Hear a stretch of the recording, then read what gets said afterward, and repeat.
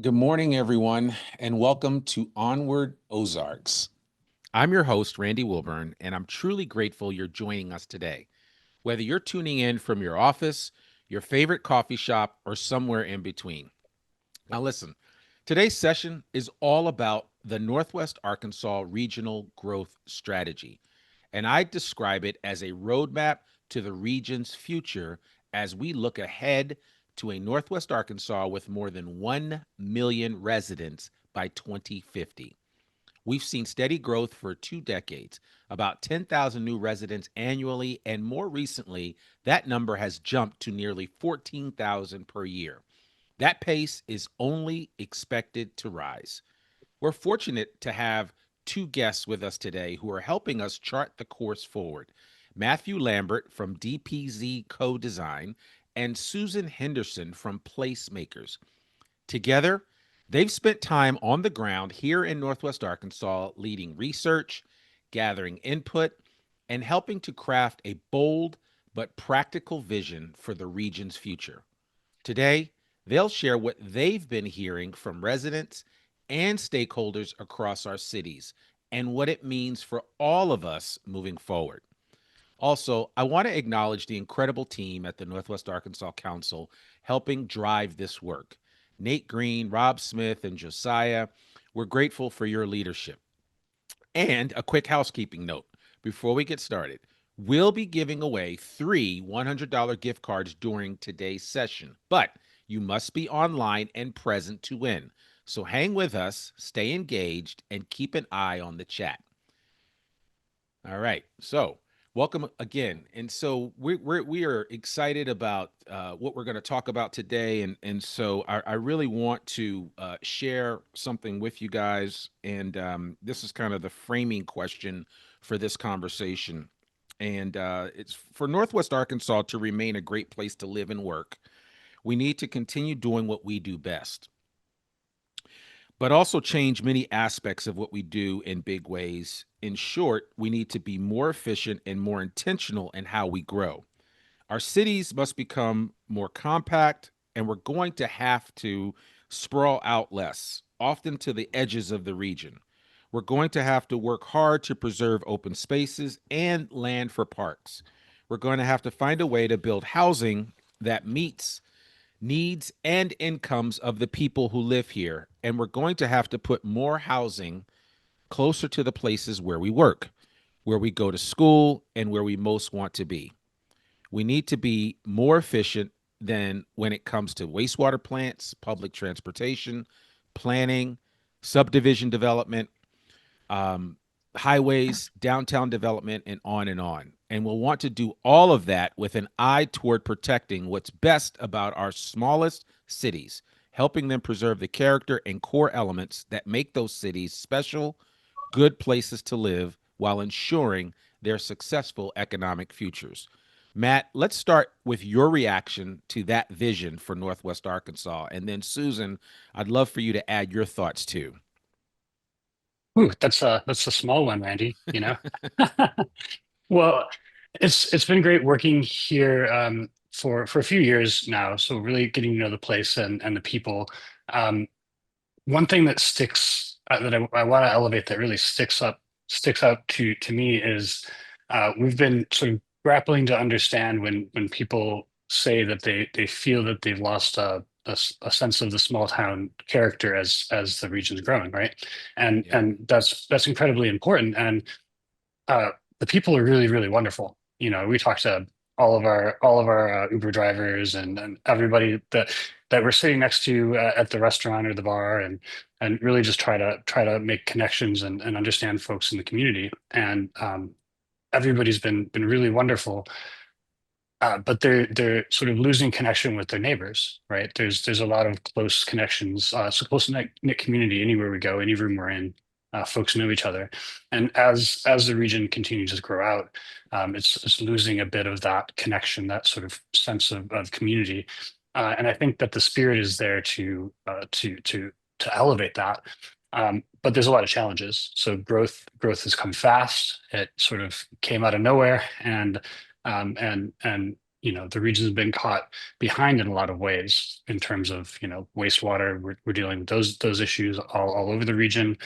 Traffic's becoming a problem, housing's unaffordable. We're really understanding all of these issues as growth issues, yes, but that's growth doesn't have to create that. Growth is also a solution. So we're really focused on finding ways to sort of grow in a way that can reknit community and at the same time solve these problems. And we think, y'all have the spirit to do it. And so that's really what our focus is. Yeah. Susan, you want to add to that?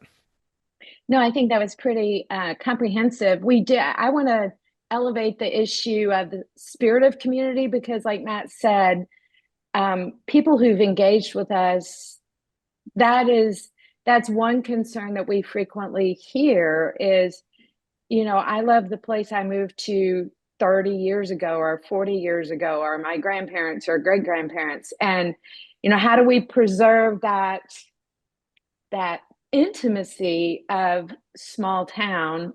Everyone knows everyone and supports everyone. How do we preserve that as we have all these new friends and neighbors? And so, to Matt's point, building the types of places that create community. We were at the Rotary Club yesterday morning. Sorry, this is a non sequitur, but there was a gentleman who kicked it off when we asked what they wanted to see in the region that would keep the young people. And he said, we need community within community. And he talked about the new subdivisions, and it's just acres and acres of housing and no parks and no corner stores and no cafes. And he said, we need a place to gather within our neighborhoods. And I thought it's like we couldn't have, he sounded like we need to hire him. I mean, that's something that is part of our mission from this project and from the council, is to maintain that intimacy along with the growth and all the benefits of growth. Yeah, it's like, how do you hold those two opposing ideas together, right? And it is so difficult at times because I like anyone else, I get nostalgic about how things used to be. But the reality is that we certainly are moving at a frenetic pace in society in general, but certainly with Northwest Arkansas being one of the fastest growing MSAs in the country, we if we don't take the time now to do what you're doing, to do this hard legwork, then we're going to have challenges in 20 years when we look back and say, well, what were we doing then? We weren't thinking about what the growth was going to be. We didn't anticipate this. We didn't anticipate that. So it's kind of like, how do we manage the expectations of the residents of our community now, as well as think about those that are going to come down the line? And you're absolutely right about, building more places for gathering. I know Centerton's working on that, and several other cities that are just on the come up in terms of just really starting to develop. They're thinking about it right away, as opposed to it being a knee-jerk reaction. So I mean, all of this conversation is really important, and I applaud the council for even having this dialogue, because we just have to have this conversation so that people can feel better about what this region and what this area is going to be. And I always tell people all the time, and I'm sorry for rambling on, but if you want something, you have to say something, right? I mean, it's just that simple. And my grandfather always taught me that the squeaky wheel gets the grease, and so we all have to squeak up a little bit about what we want to see in our region in Northwest Arkansas. And so, with that, Matt, you had 3 growing home roadshow meetings yesterday. One in Bentonville, 2 in Centerton, which I just mentioned, the town. What were those like? Yeah, well, it was a busy day. That's for sure. Susan mentioned the first meeting, which was in Bentonville with the Rotary, and we spoke a lot about community and in a few different directions. Folks came at it with their own experiences, and it really sort of elevated that aspect of of the possible futures. What can growth bring us that is great, that is forward looking. We're also elevating and just discussing the role of civic organizations, really the glue that ties things together in community. We moved on from there. We had a meeting with mayors and city staff from cities in Western Benton County. So we talked more specific about what they're experiencing, what their pain points are, definitely getting more specifically into infrastructure issues, but also, where's the money flowing, and is it being distributed in a way that's helping them address their problems, or is it going just to the areas that everybody thinks is dealing with the pain, and it's really spread everywhere. Everyone's having problems with growth. Everyone has an opportunity for growth, and there's a whole lot of infrastructure related issues that are in the way. But they're really on board. They're making the change, even in small places. And we were talking about how great Gentry is in terms of its form, its Main Street anchored by a park, how it has great opportunities to build upon that as it grows. What Gravit's looking to grow with, you mentioned Centerton and their downtown, and also Siloam Springs and Heifel. So we really talked about a lot of the issues and opportunities in the region. And then we moved on to a public meeting at the end of the day, Centerton City Hall, where we had a whole bunch of info, probably too much information about the background that we've looked into so far. We've had, before getting to this point, a lot of interviews with some focus groups and one-on-one interviews, and like I said, we've had our anecdotal conversations with folks throughout the region, just happenstance and in the car, and so we've sort of assembled our understanding of some of the issues and potential solutions. We sort of brought that to folks and said, what do you think? And we had a really great dialogue with the people who were there, getting into the details of both the difficulties and the opportunities. So, like I said, it was a busy day. I think tomorrow is a busier day. We have a little bit of a reprieve today, only one meeting, and our team will be working together, really talking through what we've heard from folks. Yeah. Oh, Susan, were you able to participate in any of those meetings as well, or no? You were. Yes, I was in all of them. Okay. All right. Good. Did you want to add anything to that, or? Yeah, no, I think I just wanted to elevate the collaboration and communication between the Western Benton County mayors and administrators, because they're but I think because of their scale, they have to collaborate and they have to be coordinated. And I think there's a whole lot of that organically happening out of need, which I think is a lesson that can be expanded to the entire region, really effectively. Frankly, we were planning on making that recommendation in a strategy anyway, and it's great to see that it's already being practiced at an organic level. Yeah. And it's as I'm looking at this, and we've actually had a couple of good questions come along the lines. I do want to remind everyone that's on this call, both leaders as well as just regular community members, that the council's doing a lot of work through Groundwork to get the word out, to create dialogue. And one of the ways that you create dialogue too is through surveys. And so if you go to growinghome.nwa.com, and we'll put that in that link in the chat, I really want to encourage everybody that's on this call. And if you're connected to somebody that needs to be on this call and they're not here, you need to direct them to Growing Home NWA. One of the programs that they do is a chats program to talk about housing. I had a chance to participate in the launch of that. And what Groundwork is doing is simply incredible, because they are basically creating these coffee table events where people are just coming together either in their homes or at some local community to talk about housing and how we can improve it and make it better. And so it's really important for us to be having those conversations and those dialogues early and often. And I really want to encourage everybody that's here, if you have not participated in this survey, please visit growinghomenwa.com today to participate in the survey, and then sign up, because you can stay up to date on everything that's happening, because we need these experts that are here on this panel to do what they're doing, but we also need to play our part in this. And so I think it's important for everybody to get involved from that perspective, because I mean the information is very important.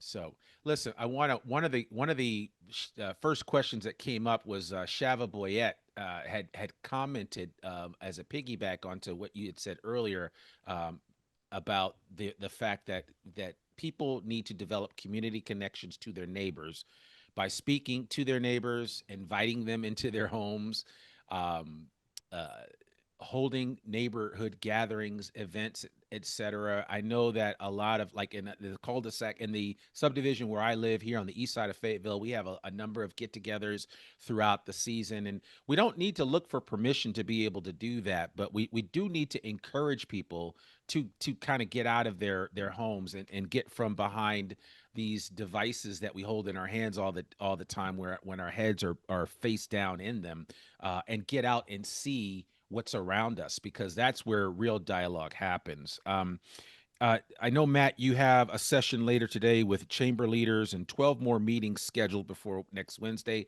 I do not envy your meeting game right now, because you've got a lot on your plate. What's the purpose of this road show? Help people understand the overall focus of this road show that you're doing right now.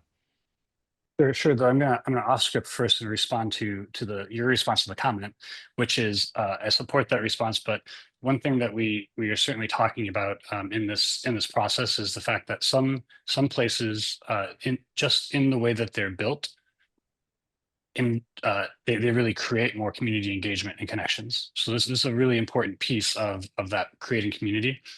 For instance, my folks moved across the country to be closer to me, and they moved from a place where they only knew a couple neighbors. They were out there walking their dog all the time, but nobody else was, right? So just those few folks that were walking their dog were the friends. They moved across the country, didn't know anybody, but moved into a neighborhood that was historic. They were able to walk to the park, meet their neighbors, and now they have this really robust social network.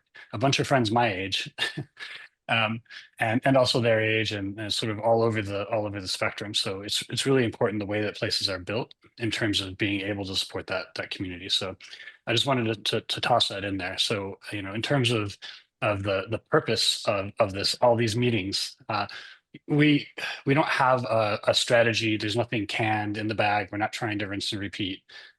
We really honestly want to talk to people, understand their experiences, understand the pain points, and we're doing all this analysis. The data really helps us figure out, what's causing the roadblock to doing things the ways that benefit the community, or what are ways that we can find to unlock change. And so we need to talk to folks. We need to talk to people from all sorts of backgrounds. So that's later today, we're talking to chambers of commerce along the central I-49 corridor, for instance, to hear from them what they're seeing, what they're experiencing.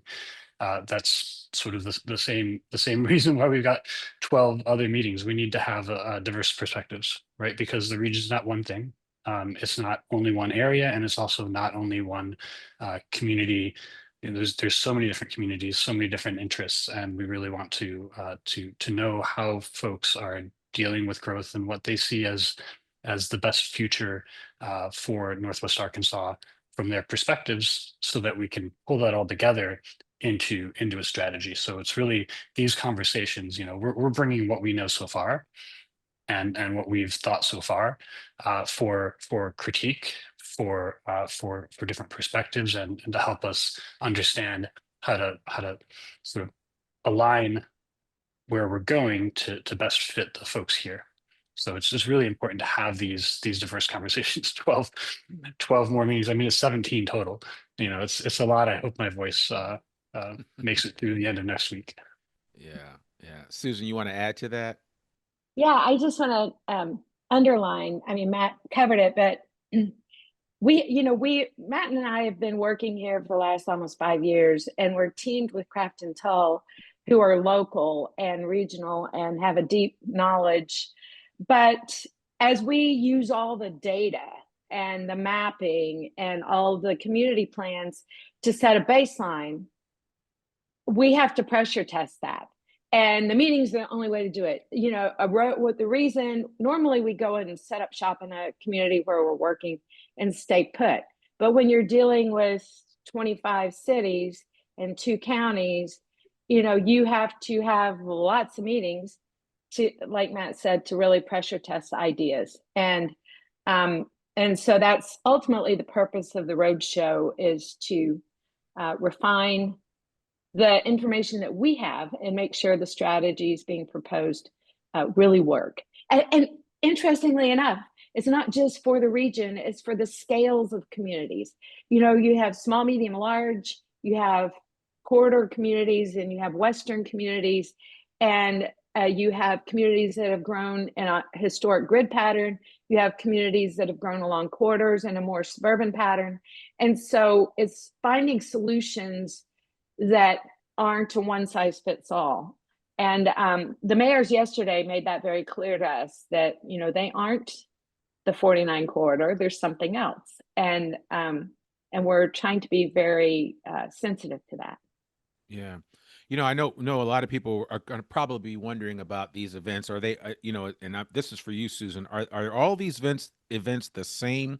Which one do you think is the best one to attend if somebody had to just choose one, right? Because we can't all be like you guys and go to 17 of them. But if we had to choose one to go to, or maybe two, what would you say would be the best ones to attend for the average layperson that's just here, like myself, in the community, and I just want to see better for Northwest Arkansas overall? Well, they're all a little different. And so if you're interested, for example, in the coordination between the 2 counties, the quorum court, the combined quorum court meeting on Monday is the first time that's ever happened. And so that is groundbreaking. And it's an opportunity to see the collaboration at the regional scale, you know, with the county's elected officials. And so that's really quite unique. If you're more, it's an iterative process. So every meeting we go to, we learn something, and we try to move that. So what you'll see if you started yesterday, and then if you come next Wednesday, is you will see a refinement of ideas, and it's getting more toward, you know, all of the input that gets incorporated. So if you want to come at the end, um, and see like the full strategy in context, and you want to understand it at the regional scale, that's a good one to come to. Of course, if you have an invite to one of the focus meetings, whether you're business or realtor or developer, those are specifically topic based, and probably wouldn't be interesting to the general public. Yeah, go ahead. If I could add, Randy, it's the I'll just clarify at the end next Wednesday, we don't have a full strategy. What we'll have is you know, input from folks and a direction that we'll test out there, and we're still going to have conversations and take input that's going to shape the way we go forward. But I will add that the farmers market in Fayetteville Saturday, we'll be there for a good long time and have a Unless we better get rained out. True. Well, I've got an umbrella. Yeah. But in any case, that's an opportunity to have a more personal conversation, you know, because it's not necessarily the same sort of crowd around just a few people. There's a little more time to ask questions, and though we don't have 16 boards with all of our data, we will have folks who can talk to what we have learned so far, and what we think, and sort of hear people's experiences. Yeah. And I think there's people from all walks of life in all areas of Northwest Arkansas. My simple question, and I'm gonna kind of couch this together with a question that came through in the Q&A, is why should someone from Pea Ridge, Springdale, or Gravette come out to one of these sessions? And when you answer that, I also want to add to it the fact that quite people are wondering, are you working with county leaders and planners because sometimes most of the property, a lot of there's a lot of property outside of community planning boundaries and lacking in real strategic planning. How do you kind of, because we have this is a lot of space here in Northwest Arkansas. How do you reach all of that to make sure that it's all strategic so that in 2050, when I'm driving down 412, driving between Springdale and Tulsa, it looks like somebody really thought about the growth that's going to take place in this area, because I recognize, and I've only been here 11 years, this area has changed in that time, and it's going to change even more in these next 15 25 years. So I'm just curious to know, how are you encouraging that type of participation with people in some of these smaller towns that may think, oh well, we're always going to be this way, but they're really not. Can I start? Yes, go ahead, I, Susan. I figured you wanted to. So it's a great question, because let's face it, regional planning is not sexy. It's very hard, like you just said, if you're in Pea Ridge or Gravette or Springdale or Elkins, how is it that this affects me in my town, in my world? I'm off the corridor, growth's not my problem. But it really helps you connect the dots with what's happening regionally, and how you can push for how you can advocate for things that are of interest to you and your town. It doesn't change rules. It's not regulatory. It's basically strategic. I mean, let's face it, the council has no regulatory authority. They're coordinating with cities and counties and the RPC, but the reason the residents should get involved is it gives you all the facts to understand and advocate for the things that you really care about in your own city. And so whether you're showing up for a council meeting, or you're on a board, or you just want to understand why your commute just got longer, it enables you to speak to those topics with confidence. And so honestly, it's worth it. We know people's lives are busy, and you get home and you need some time with the kids, but it's worth it to be informed, because it helps you be an effective advocate. I'll add that I think it's of course critical to understand places all around the region. We had a conversation with someone from Lincoln at the Centerton event yesterday. We saw Lincoln in the snow during the snowstorm, but we could even see the charm there. And she was talking all about how close knit the community is, and we think that's incredibly important. But an additional reason that folks really could use to be engaged, and not only provide us with an understanding of their goals and the issues they're dealing with, but also to understand what is happening in the region, because everybody affects everybody else, and that's just the reality here, right? So if somebody's having if there's a traffic problem over here, it's affected by the community over there. Like, development there affects you over here. We're seeing that with the sewer capacity issues, right? One growth in one place may be halted because growth in another place is taking up the capacity. So it's just a really complex set of issues. But it's also important to know, well, you may not even know what your community's plan is for itself, right? Because we'll face it, not everybody's engaged in this sort of stuff. But also, what's the plan for the community next door, and the one further down the road? And are those all on my way to work? right? Because the plans that those communities have for themselves affect everyone's daily lives. Yeah. And it's yeah, as I think about this and I'm reminded I've been involved with Urban Land Institute here of Northwest Arkansas. They do amazing work kind of educating this community around here and helping the planners, the land planners really be thoughtful about their approach to what they want to see for Northwest Arkansas. With that said and with all that we've shared here, one of the reasons why you guys are on this call today is because you get the privilege of kind of working around the country. And I would be curious to know, based on what you've seen in other locations, right? Because again, you get to you not only get to do this here in Northwest Arkansas, but you do this elsewhere.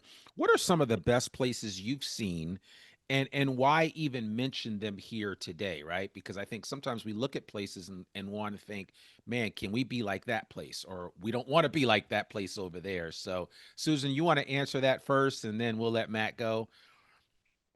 Yeah, and I'm gonna answer by not answering, because the best places are the ones that really know who they are and make their decisions based on being self-aware. And and so they're not chasing trends, or they're not wanting to be the next Austin or the next Salt Lake. They're really building on their own strengths and solving problems in a way that makes sense locally. And so to say that there's a comparable place, I I actually reject that. Sorry, that notion, because um, we won't be picking strategies from other places. I mean, we do best practices and we do learn lessons, but um, we've worked all over, and the places that are doing this really well, some of them and they're on your list, and some of them you probably never heard of. But the common thread is this: they take their growth seriously, they plan ahead, and they make it easier. Like Matt said in the very beginning, they're looking for how to solve for yes. And so they make it easier and not harder for good work to happen. And so our goal is to leverage all of the good things about Northwest Arkansas and maintain that momentum that you guys have, but in a way that isn't detrimental to your future. Yeah. I'd Sorry, say I we avoided the No, question no, actually, entirely. you passed the test. That was a trick questions. No, no, go ahead, Matt. well, and I'll in another way avoid the trick question, but mainly to say that one thing that's very important working elsewhere around the country, maybe working elsewhere around the globe is less applicable, but certainly elsewhere around the country is that a lot of problems are unique to here, but a lot of problems are not. And it's helpful to understand that some of the pressures, a lot of the pressures that folks are dealing with, especially as it comes to housing and traffic, those are felt really all over the country. There's just about nowhere that we're working right now where housing affordability is not an issue. It's particularly difficult here in a lot of communities, but that means that there are a lot of solutions out there that we can learn from other places, but fit them to the needs and the character and the goals of all the different communities within the region. Yeah, and I want to definitely follow up on that thread about affordable housing. I did want to take a pause for the cause to say that our first winner of $100 gift certificate to Walmart, that little store right up the road from me, is Christina Williams, and I know Christina, so congratulations, Christina. If you are here, Josiah will be reaching out to you via email. I just need you to acknowledge that you're here. We've got well over 100 people on this call today. And first of all, I'm really thankful for the participation. So many leaders, so many different individuals. So we have two more gift cards to give away, and we will definitely do that before the end of this program. And I just want to encourage you guys to stay tuned in. And again, I want to remind you, growing home NWA.com is the website to go to. The caption on there is growth is inevitable, collaboration is intentional, let's talk. And that's one of the best platforms to use to insert yourself in this dialogue, right? And we want everybody that's part of the Northwest Arkansas region to insert themselves in this dialogue. Do not sit on the sidelines. This is your chance to get involved. We're not leaving it just to Susan and Matt. They need help, and they need all of our help. And so I think it's really important. And so, and Christina just acknowledged that she's here. So Josiah, make sure she gets that gift card. But Matt, I want to follow up with you with the question, because this came up. Is one of the question people asked, are you talking to, and I'll include both Benton and Washington County mayors, about inclusionary zoning to ensure that we include affordable housing and potentially and maybe slow gentrification some, because that is one of the biggest challenges that we're facing in our region right now, which is definitely affordable housing. And it seems like overnight that things changed in the last few years. So I'd love for you to start with that, and I'd love to hear Susan's thoughts as well. Yeah, well, it's much bigger than just one solution. I think there's a lot of different solutions, and not only is it talking with the mayors, well, also the planning staff, because they're really well informed about what policy options there are. Different cities have been trying to work at it in various ways, but we're also talking to the development community and realtors to understand like where the pressure points are. Inclusionary zoning is one strategy. There are other means of providing the funding for gap financing, which would be subsidy. What's the level? What's our ability to provide subsidy? Overall in the region, we're looking at the sort of issues of deferred maintenance on roads, and you know what, that actually affects the ability to be able to fund gap financing for housing.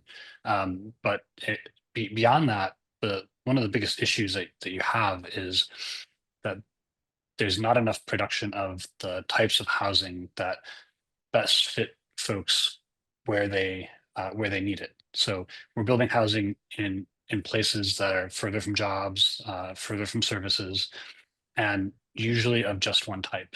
But there's a demand for a whole broad range of housing, especially smaller units and apartments and condos closer to the job centers, and that's really not being produced, and that has one of the most significant impacts on housing affordability, because folks that might want to live near work and either rent an apartment, live in a condo, live in a townhouse, it's not available. So now they're sort of forced into a house they can't afford, and that then further displaces the next person and the next person and the next person. This is a whole systemic issue, which is, on the nerdy side of it, you call it filtering and yada yada yada. I don't need to go into too much of the TMI, but we think the biggest issue that you really have is the production of and financing of the housing that's actually needed in the region in the places that it's needed, and that has a whole systemic effect.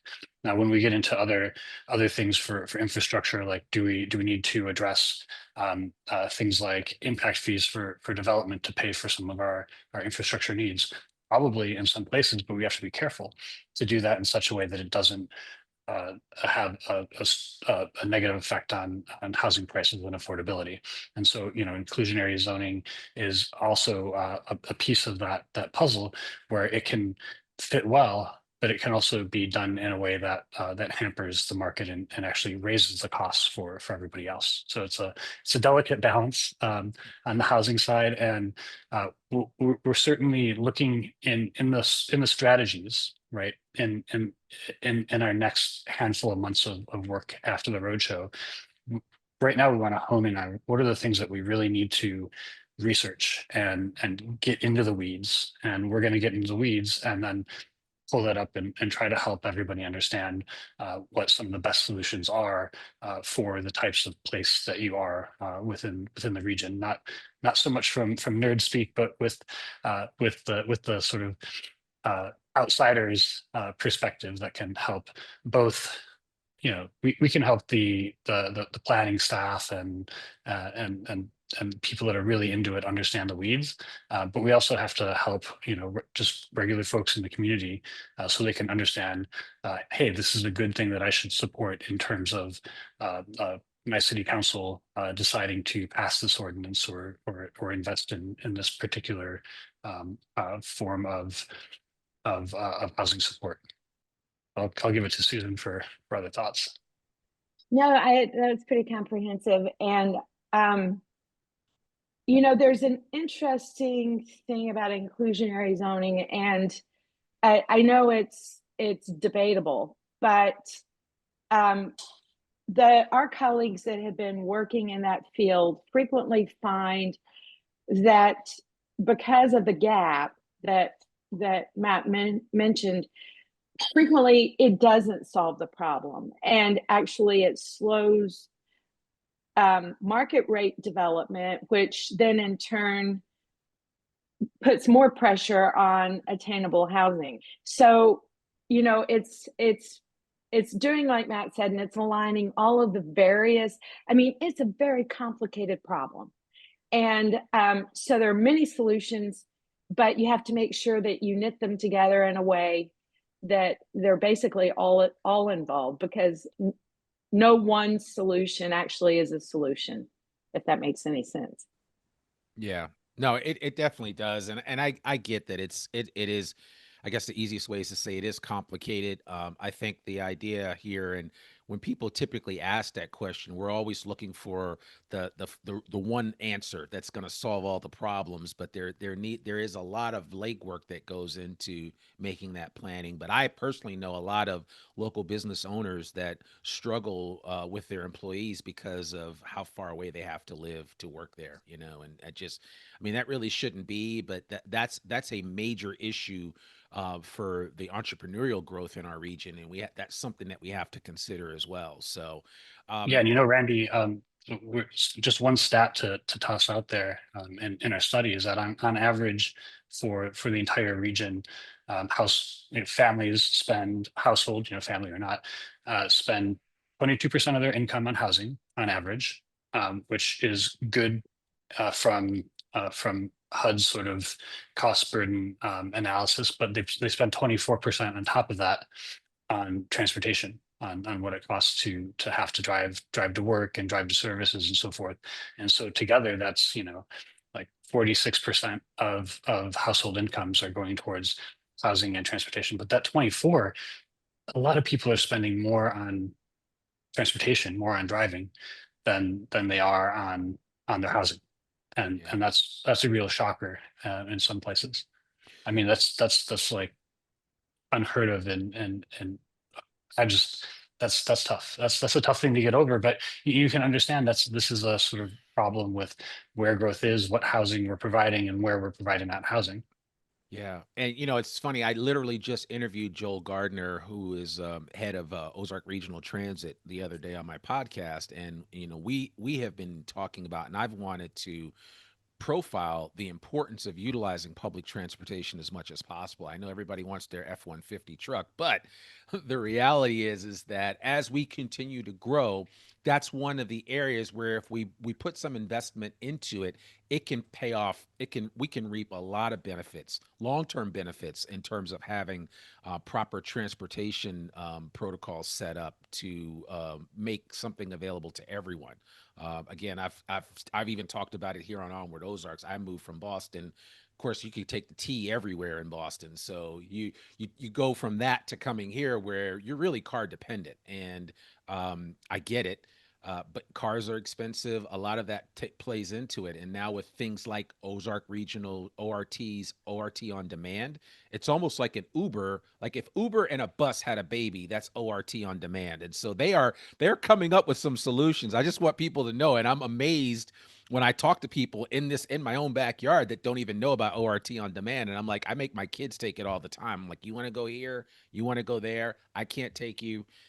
Grab, get the app and call up the bus, and they'll come pick you up and take you somewhere. And I think that more people need to know about that. And that's just one part of the solution when it comes to transportation. But transportation plays a major part of this whole larger conversation. I mean, the important way to talk about it is choice. You know, you can choose to drive if that's what you like to do. But because there are not other options available for folks, you know, no people who may choose to take the bus, or you know, if you had light rail, take light rail, to take public transportation. They really just don't have the choice, because even though you do have you know, innovative solutions, uh, there's just not a lot of coverage, right? And in addition to that, you know, some folks might want to bike, but there's gaps in the network. Some folks might want to walk, but maybe they don't have that as a choice because there's not sidewalks, or they're too far from work. So you know, in that sort of choice ecosystem, the ideal thing is to provide as many options as possible, because you know, guess what, you may choose to not take the bus, but if 100 people on your route choose to take the bus, that's 100 people that aren't on the road, Yeah. causing more traffic for you, right? So it really helps to provide that option for people in general, even if it's not something that you would choose to do. There are certainly people who would, and even so far on our survey, which is open, as you said, it's at uh, growinghome.nwa.com. Even so far on our survey, we've seen a lot of responses in support of the need for more public transportation options. Yeah. I appreciate that. Quick housekeeping. Quenisha Goodley, if you're here, you are the second winner of the $100 gift card from Walmart. Please just pop a message into the chat, and we'll make sure that Josiah gets that to you. Quenisha Goodley, you are the second winner for that. So congratulations. Now, back to what we were talking about, because another question that I wanted to ask you guys, and this is kind of a more of a personal reflection so far, okay? And Quanisha said she's here, so congratulations again. What do you love about working in Northwest Arkansas? And being honest, what bugs you? And so I'd be curious to know, what are your challenges? Because I mean, no place is perfect as far as the type of work that you're doing is concerned. But what do you love about this area? What really refreshes you as you do this hard work on a day-to-day basis? Who starts? Susan, you I can mean, start. Okay. I think Yeah. we could both go. There's a lot to love, Yeah. but you Yeah, start, there's Susan. a lot to love. We have been kind of shocked and overwhelmed, and you know, at the impressed level. The downtowns are incredible. It doesn't matter whether it's uh, Fayetteville or Rogers or Bentonville or Lincoln or Prairie Grove or Gentry. You know, the downtowns are lovely. They're character rich, they're walkable, and they're alive. There's stuff happening. There are people. And the historic neighborhoods have a real depth and a beauty um, that's unique, really, in contemporary times. You can't manufacture that today, so you know it's precious, and care for it. And there I think the thing that impresses me the most, though, is what I've been talking about this morning a lot, which is this spirit of community and of problem solving. I mean, you guys are defaulting toward how do we get this done. You're not intimidated by problems, you're not afraid of big ideas, and when a good idea shows up, people want to figure out how to make it work, and or why, if they can't figure it out. And so that's really sort of rare. Many of us default to pessimism today, and to needing the state or the feds to solve problems for us. But here, ideas are really big, whether it's Razorback Greenway or regionalism, thinking about growth at the regional scale for, you know, let's face it, some mid-sized cities and tiny cities. This place doesn't shy away from a big scale. And so it still feels like a series of small towns, which is that sense of community that's so precious. But like Matt says, you walk into a room and people know each other, and people smile at you on the sidewalk and say good morning, and that's all fantastic. Now, what bugs us? I thought people were exaggerating, and I was getting ready to be dismissive of the congestion complaints, but no, you have problems, and so that's not a surprise to you. And frankly, a lot of your new subdivisions, I went to college in Muncie, Indiana. They could be from Muncie, Indiana. They could be from Austin. They could be from Tulsa. They're like the rubber stamp subdivisions, and they don't feel like Northwest Arkansas. There's nothing about them that grounds them in this place. And so really that's what this whole strategy is about, is making sure the places that come next feel like they're from here. Yeah. I think she covered most of it. I'll just add that I was got in a little earlier on Tuesday, having lunch upstairs at Feed and Fowl at the deck, and just had this beautiful view of the hills, just outside of Fayetteville, and it's just such a beautiful natural environment, and folks are really really connected and tied to it, and we hear that over and over again, how much the natural environment and the rural landscape are things that people really really value. And you know I can't doubt it. It is incredible. And Yeah. I think that it's very important that we work together to preserve it. Yeah, absolutely. I mean, keeping that while growing at the same time is, to me, is like the perfect strategy. And I will add to what you were saying, Susan. I know I interviewed Bruce Katz a while ago, and he came here and spoke about the new localism, but he said cities are the vanguard of problem solving in the modern world.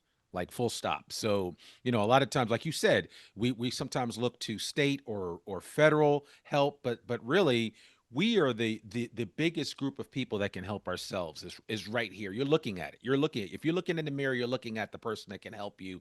And you can go right downtown and talk to your local mayor, and no matter how big or how small the city is in this region of Northwest Arkansas, we can all play a role in what we want to see for this area as we continue to grow. We only have a few more minutes left. I really want to ask about, while the final strategy is still in development, can you guys give us a preview of the key themes or findings that you have run into so far? Well, I think we've touched on a lot of the pain points, which are traffic, infrastructure, housing, sense of community, and the loss of rural lands, and protection of the area's natural resources, right? So I think those are the groupings of the major issues that we're looking at. What we've found in analyzing municipal budgets, how cost of infrastructure, roads, traffic, what new development looks like. We've seen very very clearly that the way that we've been building, the region has been growing in the past 30, 40 years, has really been putting a strain on budgets and your ability to pay for the infrastructure you need. And because it grew so fast, that has put extra strain. We got to catch up, but we're building in a way that doesn't even pay for itself, right? And so we're looking at a whole bunch of strategies in terms of how do we support that, both financially and through a regulatory structure, but also to connect folks to understand that community aspect, that you can build in a way that builds neighborliness, that provides the housing that folks need everywhere, and that can produce the revenue that is necessary to support it. So there's that whole sort of growth ecosystem and how we're growing. Making a change to that is what is most critical in the region, because you need the money to be able to pay for fixing the things. We want to have an opportunity to provide transportation choice, which means more buses, more places, but it also means more trails, more sidewalks. We can't do that everywhere without the funds. But we also need to have more housing and more diverse housing options near where jobs are. Yet we also need to have the opportunity for economic development and growth in small cities too. Especially those further out. They all have opportunity, but right now we're not investing in them in the ways that could help them grow, and that takes pressure off of the sort of outward growth of the core that we're sort of losing the character from. In terms of the specifics of the strategies, like, oh boy, I mean, we've got all sorts of stuff. Everything needs to be looked at from a financial standpoint, like where's the money coming from. There are lots of things that need plans at a regional scale. Like I said, what one city does affects its neighbors, right? So we're all in this together, especially from the transportation and infrastructure, but also where housing is located. So housing, infrastructure, transportation, these all need plans at a regional scale that have targets and goals. And then there's also a need for guidance, right? Like, well, what are the best practices? What are model policies? How can we physically do this or that, or to achieve these goals in a way that sort of builds that that financial sustainability for the region, so that we can invest in all the great stuff that we want. We can invest in cultural events. We can invest in our parks. We can invest in our municipal services, our police, our fire, and also invest in housing affordability and transportation. So it's all tied together. And again, like I said, it's regional. No city, not a single city in this region can do it alone, right? You all have to do it together, because you're all connected and you're all in it together.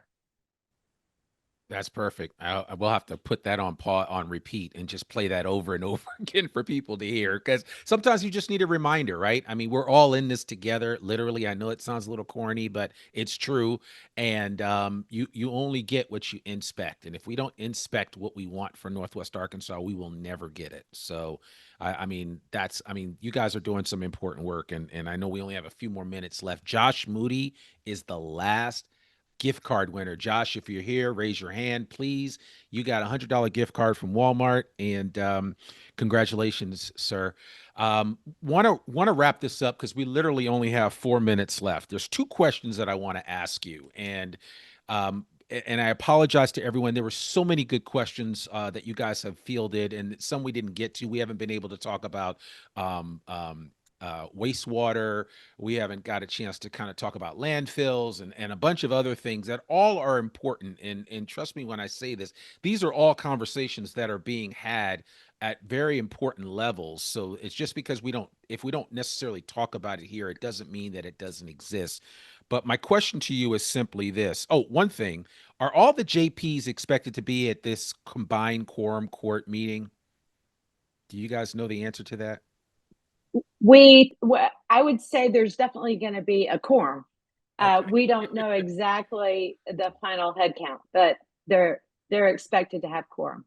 Yeah. Okay. Well, good. And I guess obviously one of the reasons for that specific question is just because it's important for those guys to be in the room, given their standing in the community and their role. So certainly we hope that they will all be out to attend to this because it is important. But specifically, what should once this is all complete next spring in terms of like the what next? It's a twofold question. What should the council, cities, and communities do with it? Okay, that's the first part. The second part is, and then finally, what can individuals that are on this call do to help ensure success in their own city or neighborhood? One thing that's important is, while we all have to work together, local decisions are really going to drive the ability for folks to work together. So we do need to elevate the role of regional planning and its ability to take on more of what it is mandated to do. It just doesn't have the funding or the staffing to be able to do these things, like coordinate the wastewater system city by city. Like, that really needs to be done. Now it's obvious, and that should be done at a regional level. And so there'll be something in it for everyone.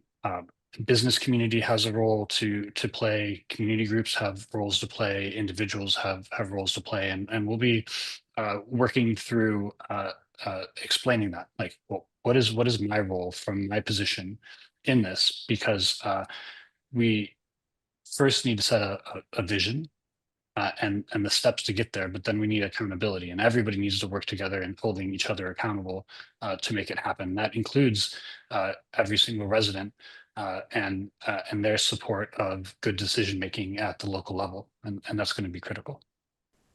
Yeah. Susan? I just texted you, Randy, to skip me because he nailed it. Oh, okay. All right. I apologize. I didn't see that. So that's No, fine. that's Fine. good. Yeah, no, Yeah. I think that's it. Collaboration is the key, and collaboration takes people, and people at every level, from the resident to the mayor. Yeah. And I think it's important. So, okay, well, I appreciate that. Listen, Matt and Susan, thank you guys so much for participating in this Onward Ozarks call. It was really important to hear from both of you guys. I wanted to encourage everyone to go to growinghomennwa.com and please participate, sign up, and get involved with what the council is doing and what Groundwork is doing in this region, working alongside of these planners to pull all of this together. And really want to encourage you guys. And again, I want to thank Matt Lambert from DPZ CoDesign and Susan Henderson from Placemakers for their insights, candor, and commitment to helping shape a smarter, more connected Northwest Arkansas. And listen, this conversation gives us a lot to think about: how we grow, how we preserve what matters, and how we make space for everyone in our region's future. Once again, thanks to Nate, Rob, and Josiah from the Northwest Arkansas Council for organizing this series and supporting these important conversations. And if you want to stay engaged, share the replay, or dig deeper into the council's work, visit the nwacouncil.org. And then also visit growinghomennwa.com. And congrats to our gift card winners. I'm Randy Wilburn, and we'll see you next time on another episode of Onward Ozarks. Take care.